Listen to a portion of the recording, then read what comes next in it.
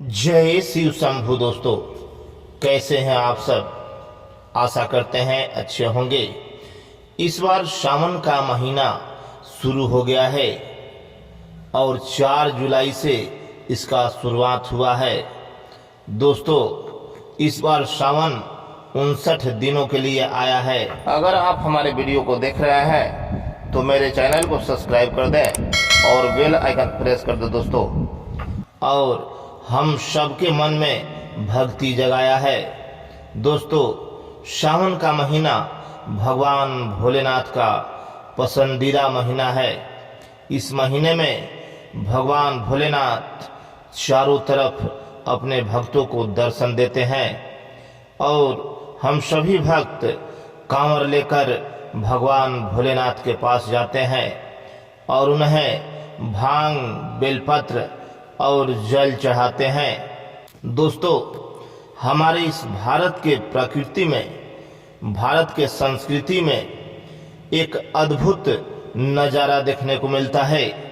हमारे यहाँ भगवान भोलेनाथ का मंदिर चारों तरफ देखने को मिलता है और भगवान भोलेनाथ का अलग अलग धाम लगता है, जहाँ की हम लोग भगवान भोलेनाथ के दर्शन के लिए जाते हैं। दोस्तों, भगवान विष्णु के तेज से उत्पत्ति लिए भगवान भोलेनाथ, इसलिए हमेशा वे योग निद्रा में रहते हैं और हमेशा योग करते रहते हैं। दोस्तों, कहा जाता है कि भगवान ब्रह्मा जी ने इस धरती का रचना किया, विष्णु भगवान ने पालनहार यानी कि सबका पालन करने का भागीदारी लिया और इसको नाश करने के लिए भगवान भोलेनाथ को कहा गया। भगवान भोलेनाथ जन्मदाता भी हैं और नाशदाता भी हैं। यही जन्म देते हैं और यही मारते भी हैं। दोस्तों, कहा जाता है कि मनुष्य तन बड़ी भाग्य से मिलता है। न जाने कितने योनियों में भटकने के बाद इंसान को मानव का रूप मिलता है और यह रूप भगवान की भक्ति करने के लिए मिलता है, इस प्रकृति को समझने के लिए मिलता है, इस जीवन को समझने के लिए मिलता है, अपने आप को मोक्ष और मुक्ति पाने के लिए मिलता है।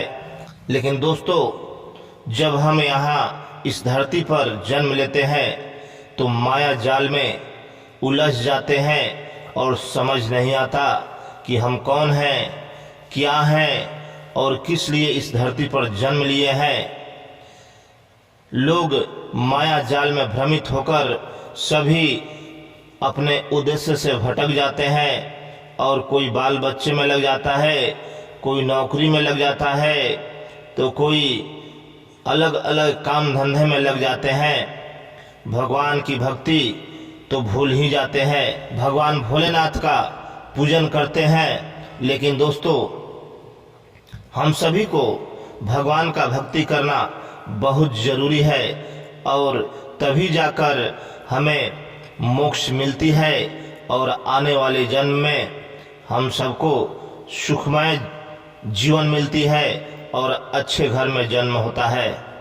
दोस्तों, भगवान भोलेनाथ एक ऐसा देवता है जिन्हें अगर आप पूजते हैं तो कभी भी आपको अकाल मृत्यु नहीं होती और महामृत्युंजय का जाप अगर करते हैं तो आप हमेशा सुरक्षित रहते हैं।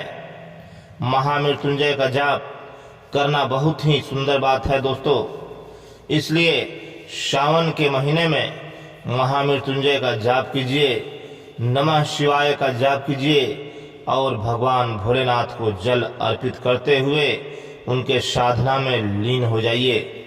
तो दोस्तों, भगवान भोलेनाथ एक बहुत ही विचित्र देवता हैं जिनका जन्म नहीं हुआ है।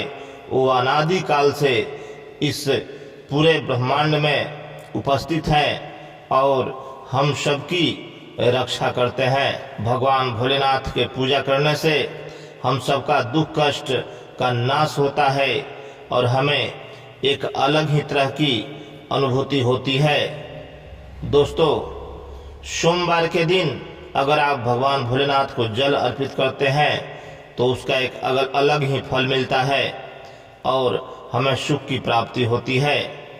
दोस्तों, सावन के महीने में मिलजुल कर सावन मनाइए और भगवान भोलेनाथ का जयकारा लगाइए।